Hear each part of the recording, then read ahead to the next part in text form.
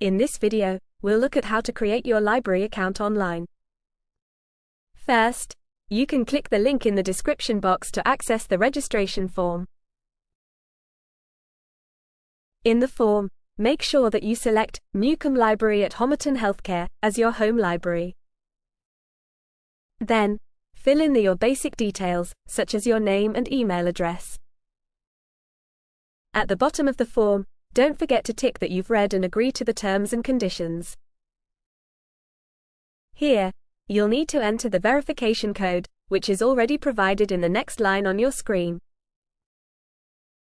After clicking Submit at the bottom, it will then show you your username and password. Make a note of these details. You can then click the Login button to begin browsing the catalogs and reading lists available.